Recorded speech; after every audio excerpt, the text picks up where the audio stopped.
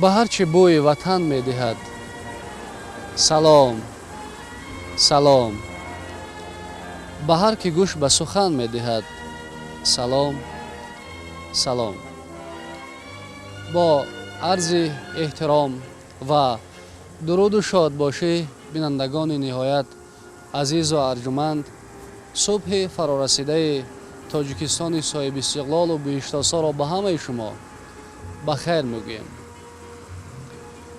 умед ин аст ки ин субҳ ба хонадони шумо гармӣ орад, рӯшноӣ орад ва умеду орзуҳои нави зиндагиро армуғон орад. имрӯз мо бинандагони азизу арҷуманд дар яке аз гӯшаҳои бииштосои Тоҷикистони соҳибистиқлол ноҳияи Восеъ қарор дорем ва он фурсате ки дар ихтиёр дорем аз иқдомҳои созанда, аз ташаббусҳои наҷиб ва аз заҳматҳои мардуми меҳнатқарини ин ноҳия баҳри сарсабзиву ободии Тоҷикистони бииштосо ҳарф хоҳем зад. барномаи субҳи Тоҷикистон ки аз саҳифаҳои гуногун мураттаб гардидааст ва фазои имрӯзаи Тоҷикистони бииштосоро дар маҷмӯъ инъикос мекунад. имрӯз аз маънавиёт сухан меравад, аз иқдомҳои наҷибу созанда ва аз дигар паҳлӯҳое ки воқеан метавонанд дар рушди Тоҷикистони соҳибистиқлол ва боз ҳам шукуфотар кардани ин ватани зебову бииштосо нақши барҷаставу намоён дошта бошанд. барномаи имрӯзаи субҳи Тоҷикистонро бо як суруди зебо ки аз ин хуҷастафолиҳои мардум тараннум мекунад, васф мекунад ин ҳама шукӯҳу шаҳоматро ба истиқболи сазовори ҷашни муқаддаси миллии сисолагии истиқлоли давлатӣ манзури шумо мегардонем. моро ҳамроҳ бошед.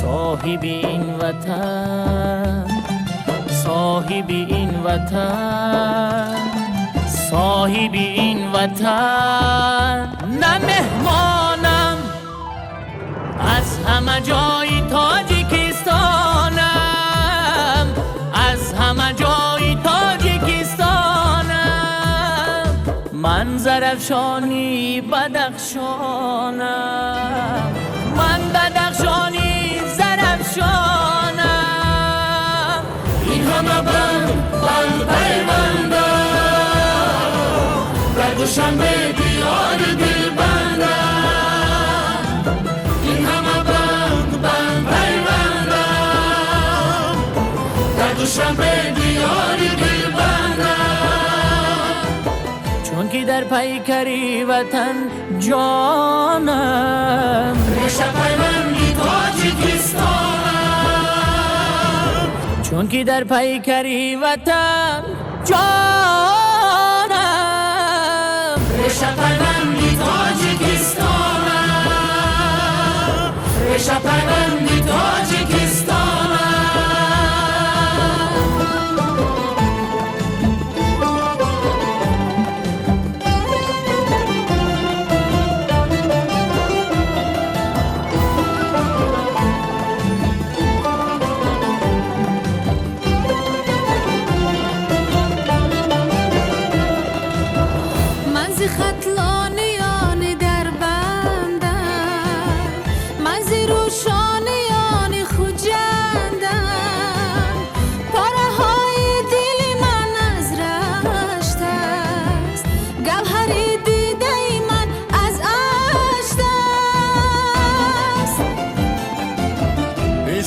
روشن آمدی روشن من، از فرزادگاه و مأمن من، طلوعی آفتابم از رخش است، گرمی روزگارم از وحش است. این همه بند پیوندم، در دوشنبه دیار دلبندم، این همه بند پیوندم، در دوشنبه دیار دلبندم، چون که در پیکر وطن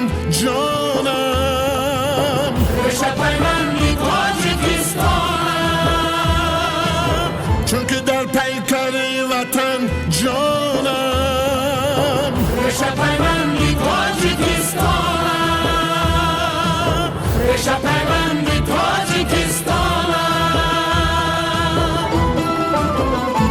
گر به فرخار خوانم آوازم میرسد تا فراز دروازم من ز کولاب و حصار و فیض آباد 7 پشت و 1001 اولاد خانه ام در کنار جیهون است نور فانوس من زراغون است ساغری دست من ز سررز است از زلالی حیات لبریز است هر چناری وطن برادری من بوته نرگسش چو خواهری من چون بدر تکیه داری من کوهش آفتابش بسر چو مادری من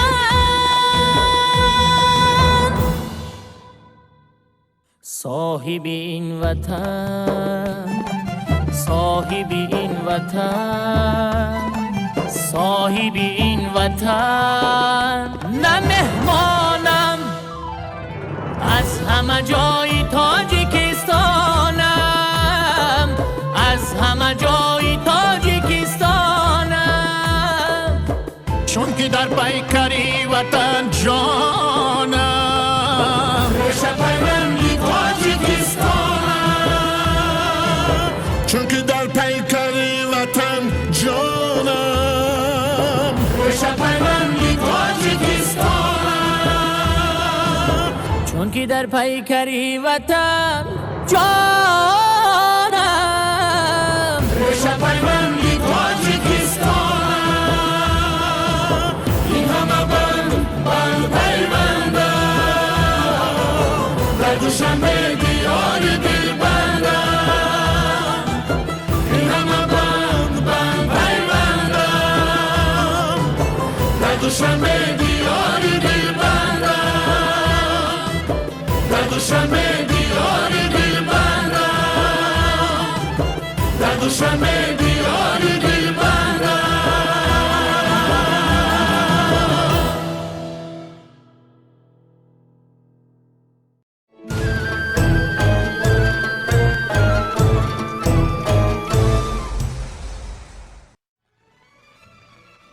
متخصصان مرکز آب و هواشناسی وضع هوای کشور را برای امروز 13 یونیو سال 2021 چنین پیشگویی کردند.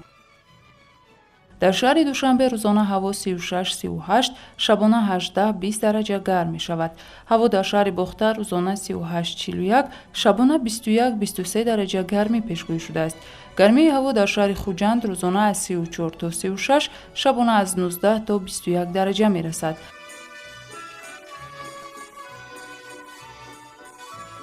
در شهر خوروق روزانه 27-29، شبانه 11-13 درجه گرم است. روزانه در ناحیه رشت هوا 22-26، شبانه 13-17 درجه گرم می شود. در شهر کولاب روزانه 32-33، شبانه 14-16 درجه گرمی پیشگویی شده است. دوام روز در ناحیه دنغره هوا 33-35، شبانه 15-17 درجه گرم است. گرمی هوا در ناحیه 5 روزانه از 36 تا 38، شبانه از 16 تا 20 درجه می رسد. هوا در شهر اسفره روزانه 29-31، شبانه 17-18 درجه گرم می شود.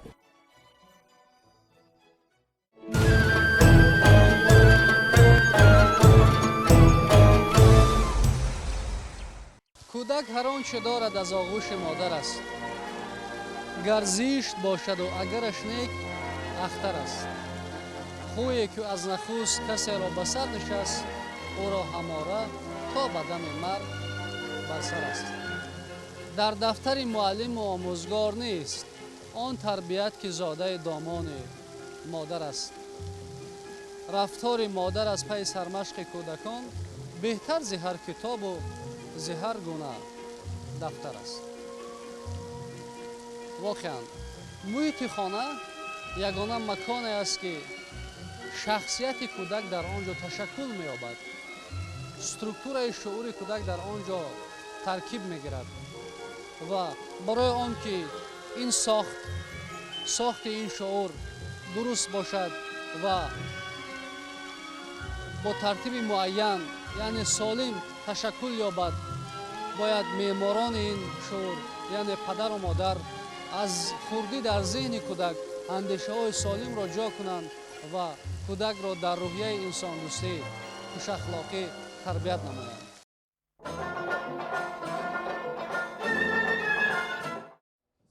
سیاحت نظر و ختم کننده مؤسسه تحصیلاتی میانه عمومی رقم 1 ناحیه واسه اشتراکچی دور چهارم آزمون جمهوری فروغ صبح دانای کتاب است. در سال گذشته بوده صاحب جای افتخاری گردیده است. امسال نیز با آمادگی جدی در این آزمون در نامیناسیون خواندن و از یاد کردن ادبیات جهان اشتراک نموده غالب دور اول آزمون شده عزم دارد که در دور نهایی صاحب جایزه گردد. با این مقصد ساعت‌های زیاد وقت خود را به خواندن کتاب‌های بدیعی گذرانیده از این مخزن دانش بهره‌ور می‌شود. به غیر از او دو خواهرش نیز اشتراکچی آزمون می‌باشند. همچنین همسینفانش را نیز به کتابخوانی و کتاب دوستی جلب نموده است، زیرا او خوب می‌داند که کتاب در زندگی راهنمای و راهگشا برای انسان است. کتاب و کتابخوانی انسان را از یک زینه به یک زینه دیگر بالا میبردارد. تفکر انسان را وسیع میگرداند. وقتی که مثلا اولین مرتبه کتاب را ما میکشاییم، ما مثلا نمیتونیم که در یک روز تا 40-50 صفحه خوانیم. در اول یعنی معنی سر ما به این آماده نیست. ما باید که یک نقشه معین داشته باشیم، زیرا که میگن که وقتی که یک نادانی که از روی نقشه کار میکند، یک دانشمندی را که به نقشه است میتواند که اون رو یعنی به اون غالب براید. برای همین یک نقشه ترتیب میتیم در اول و بعد همین خیلی کتاب خواندن را روز به روز دوره به دوره یعنی صحیفه های آن رو زیاد کردن میگیریم. مثلا انسان یعنی من خیلی که حساب کردم در یک ساعت 30 صفحه کتاب میخواند. اگر مثلا 3 ساعتی در 3 وقتی که خوراک میخورد جدا کند، در یک روز الکی و یک پویس یا یک رمان را پورا مطالعه کرده میتواند. اول اینکه وقتی که انسان کتاب میخواند سویه یعنی لغتدانی وی زیاد میشود، فکرش را آزاد بیان کرده میتواند. از قهرمان هایی که وی میخواند یعنی منفیت میگیرد. وقتی که میبیند یک قهرمان در کدام حالت چگونه یعنی خودش را از آن حالت برآورد، یک تجربه یاد میگیرد از قهرمان های همون اثرها. همچنین آزاد بیانی، صنعت سخنوری شخص، الکی فکری وی، نگاهی وی من به دنیا، به زندگی به کلی تغییر می‌یابد. با مقصد بلند برداشتن ذوق کتابخوانی، تقویت جهان معنوی، تشکل قابلیت ایجادی و تحکیم احساس خودآگاهی و خودشناسی میان قشرهای گوناگون جامعه همه ساله آزمون جمهوری فروغ صبح دانای کتاب است برگزار می‌گردد.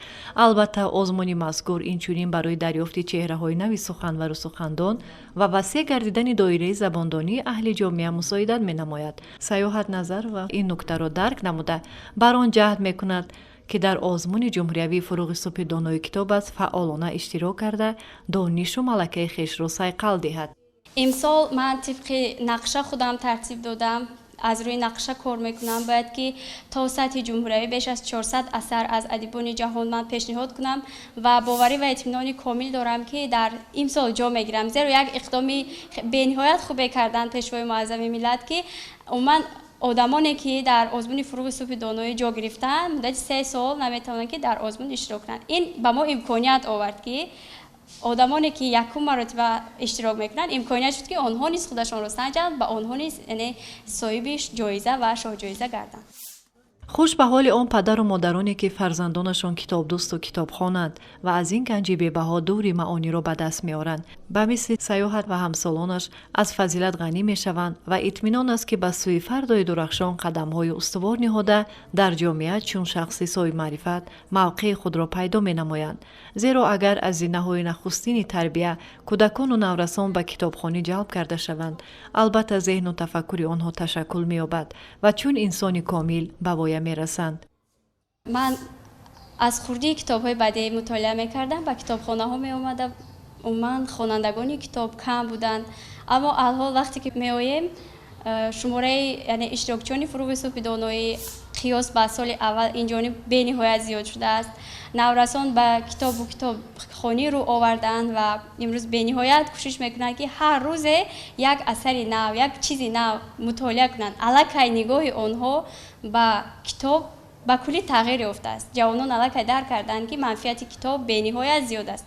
مثلا در قیاس با استفاده از اینترنت، مثلا بسیاری میگن که ما در شکل الکترونی، یعنی الکترونی ما کتاب ها رو مطالعه میکنیم، این به سلامتی تاثیر منفی میرساند. در اول سیستم عصب رو یعنی کاسته میکند، به بینایی چشم ضرر میرساند. عموما کتاب دوستی است که دوستی بی غرض، بی منت، بی یگان خصوصیت منفی ندارد، فقط به انسان یعنی از جهت مثبت تاثیر میرسانند و اطمینان کامل داریم که شماره اشتراکچیان فروغ صبح دانایی به مراتب زیاد میگردد. وقتی که اشتراکچیان زیاد شوند، رقابت جدی می شود و همان قدر رقابت جدی که گردید، سطح دانش نیز همان قدر بلند میبرد. یکی از واسطه‌های تربیت نورسان و جوانان جلب آنها به کتابخوانی میباشد. اندرس‌هایی که در اثرهای ادیبان ما درج شدند واقعاً بهترین راه تربیت نسل نورس است، خاصه اگر نورسان و جوانان خود کتاب به دست بگیرند و در گلستان معانی سیر کنند، زیرا در هر صحیفه این مخزن فضل و خیرات اندرز زندگی نهفته است که برای رشد ذهنی انسان سودمند و تاثیررسان می باشد.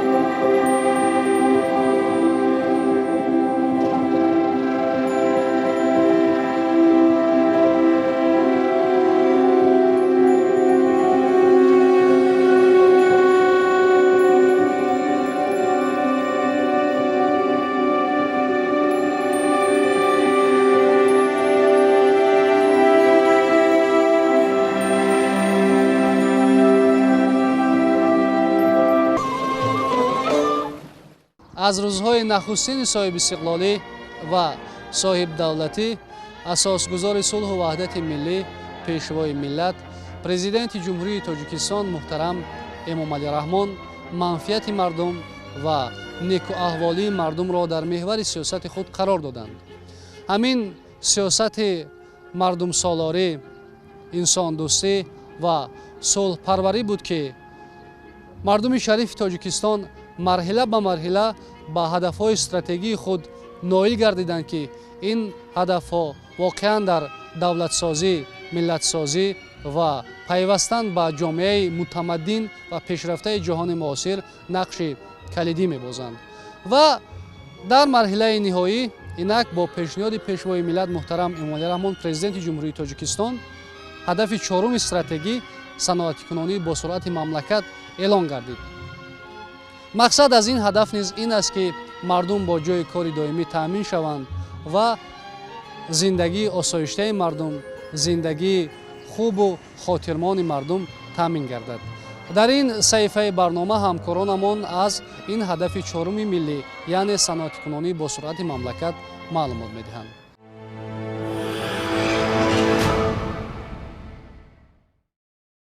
дар заминаи саноаткунонии мамлакат ташкили ҷойҳои нави корӣ, таъмини устувории иқтисодиёт ва баланд гардидани иқтидори содиротии кишвар имконпазир мегардад. дар ин сурат мо ба ҳадафи чоруми стратегии мамлакат ноил хоҳем гашт. бо ин мақсад дар ҳар гӯшаву канори Тоҷикистон корхонаҳои хурду бузург аз навсозиву бунёд гардиданд. дар ин баробар дар ноҳияи восеъ ҷамъияти саҳомии кушодаи Хоҷа Муъмин бунёд шуда маҳсулоти ватаниро истеҳсол менамояд. ин корхона бозори дохилиро бо намаки ошишӣ ва хокаи ҷомашӯӣ таъмин мекунад. дар сехҳои гуногуни корхона коркард ва истеҳсоли маҳсулоти хушсифат ба роҳ монда шудааст. дар давоми 30 соли истиқлолияти давлатии ҷумҳурии Тоҷикистон дар тамом минтақаҳои кишвар корхонаҳои саноатӣ бунёд гардиданд. аз ҷумла дар ноҳияи восеъ якчанд корхонаҳои саноатӣ бунёд гардиданд, ки ҷамъияти саҳомии кушодаи Хоҷа Муъмин аз ҷумлаи корхонаи саноатӣ мебошад, ки барои коркарди намак ва дар назди корхона ҳамчунин корхонаи коркарди хокаи ҷомашӯӣ мавҷуд мебошад, ки сокинони маҳаллии ин ноҳия ба кор ҷалб карда шудаанд. дар ин корхона бештар бонувони хонашин бо кори доимӣ таъмин гардида аз мутахассисони соҳибтаҷриба роҳҳои самараноки истеҳсоли маҳсулотро меомӯзанд. таҷрибаи мутахассисони соҳа имкон медиҳад, ки маҳсулоти бо сифати ватанӣ истеҳсол гардад ва соҳаи саноат дар кишвар рушд ёбад. масъулини корхона азм доранд, ки бо истеҳсоли маҳсулоти истеъмолӣ дар рушди соҳа саҳми арзанда гузоранд. мо аз ҷаноби олӣ пешвои миллат хеле ҳам миннатдорем, ки чунин соҳибкоронро дастгирӣ менамоянд ва занҳои хонашинро соҳиби ҷои кори доимӣ ва маоши нағз мекунанд, ки зиндагии мо занон хеле ҳам беҳтару хубтар мегардад. мо дар ин коргоҳ бо нақлиёти мусофиркашонӣ ва хӯроки гарм таъмин аст. мо маоши саривақтӣ мегирем. мо шукрона аз ҷаноби олӣ пешвои миллат менамоем, ки мо чунин занҳоро соҳиби ҷои кор мекунад ва дар истеҳсолот саҳми худро мегузорем. ҳамчунин дар ҷамъияти саҳомии кушодаи Хоҷа Муъмин корхонаи истеҳсоли хокаи ҷомашӯи София амал мекунад. коргарони заҳматпешаи ин корхона кӯшиш мекунанд, ки бо истифодаи технологияи муосир маҳсулоти ҷавобгӯ ба стандартҳои ҷаҳониро истеҳсол намоянд. бо истеҳсоли маҳсулоти хушсифати ватанӣ дар бозори дохилию хориҷӣ рақобатнок бошанд. масъулини корхонаи истеҳсолии хокаи ҷомашӯӣ аз рӯи тамғаи София талаботи мизоҷонро ба инобат гирифта азм доранд, ки ҳаҷми истеҳсолотро зиёд намоянд. ба ин минвол дар саноаткунонии кишвар ва таъмини сокинон бо ҷои корӣ саҳм гузоранд.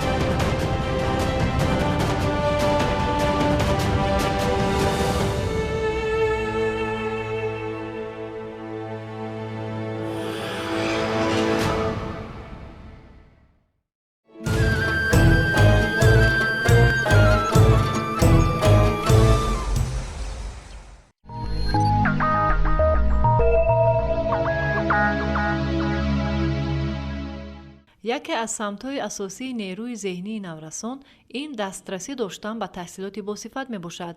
Аз ин рӯ дар замони муосир бояд наврасону ҷавонон бештар ба илмомӯзӣ, ихтироъкорӣ, таҳқиқи масъалаҳои иқтисодӣ ва ҷорӣ кардани технология дар истеҳсолот ҷалб гарданд.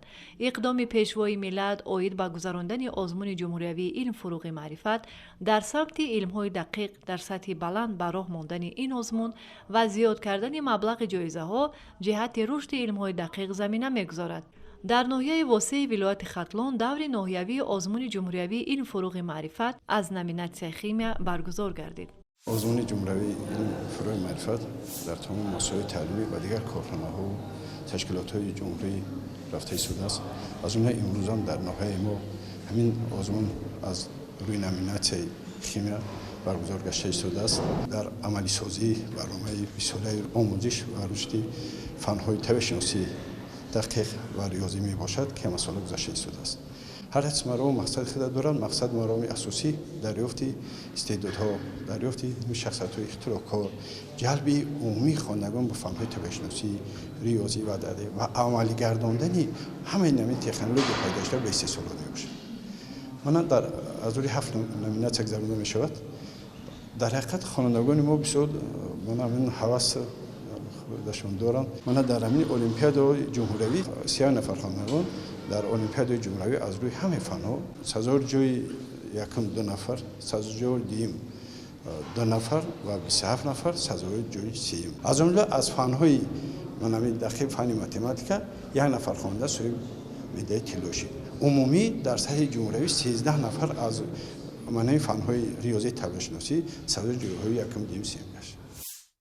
озмуни мазкур бо мақсади рушди тафаккури техникӣ, васеъ намудани ҷаҳонбинии илмӣ, дастрасӣ пайдо кардан ба техникаву технология, тавсияи ихтироъкорӣ ва навоварӣ, пайвасти илм ба истеҳсолот, ҷалби бештари хонандагону донишҷӯён ва дигар қишрҳои ҷомеа ба омӯзиши фанҳои риёзӣ дақиқ ва табиӣ, ҳамчунин дарёфти истеъдодҳои нав дар ин самтҳо байни хонандагони муассисаҳои таҳсилоти миёнаи умумӣ баргузор мегардад. хонандагони муассисаҳои таълимии ноҳияи восеъ бо тайёрии ҷиддӣ аз номинатсияи химия дар озмун иштирок намуданд. омӯзгорони маркази рушди истеъдодҳои ноҳияи мазкур барои сайқал додани дониши шогирдон усулҳои самарабахши таълимиро роҳандозӣ карданд. طبق فرمان پیشوای ملت در جمهوری ما سال سیوم است که آزمون‌های خوب برگزار می‌شوند و امسال طبق فرمان پیشوای ملت باشد آزمون نو با نام الفروغ معرفت برگزار گردیده ایستاده است و من در این آزمون اشتراک نموده می‌خواهم دانش ملکه خود را بسنجم و مطمئن هستم که وقتی که دانش ملکه خود را به اجرا می‌گذارم جایهای نمایان را اشغال می‌نمایم. дар ҷомеаи ҷаҳони муосир масъалаи рушди илмҳои дақиқ, табиатшиносӣ ва риёзӣ, инчунин ҷорӣ кардани технологияҳои муосир дар кулли соҳаҳо аҳамияти муҳим дорад. пешрафти устувори иқтисодӣ ва рушди истеҳсолот ба омӯзиши амиқ ва рушди илмҳои дақиқ ва техникӣ вобаста мебошад. баргузории озмуни ҷумҳуриявии илм-фуруғи маърифат боиси ҷалби наврасону ҷавонон ба донишандозӣ ва рушди илмҳои дақиқ, риёзӣ ва табиӣ мегардад. бо дарки ин масъалаи муҳим, омӯзгорони ноҳияи восеъ низ барои ҷалби бештари хонандагон ба омӯхтани фанҳои риёзӣ, табиӣ ва дақиқ талош менамоянд.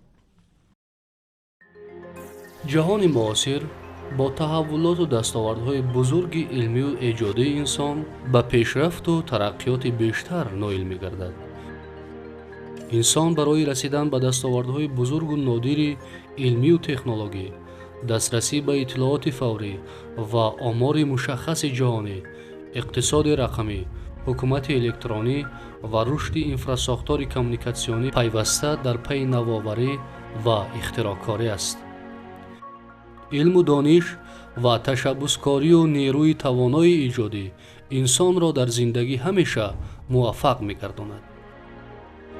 бо кадом роҳҳо метавон ба дастовардҳои илмию технологӣ ва иҷодӣ ноил гардид? китоб ва дониш, илм ва навовариҳою ихтироот, омӯзиш ва аз худнамоии фанҳои табиӣ, дақиқ ва риёзӣ воситаи асосию боэътимоди таъмини пешрафту тараққиёти бештари давлат ва зиндагии шоистаи мардум.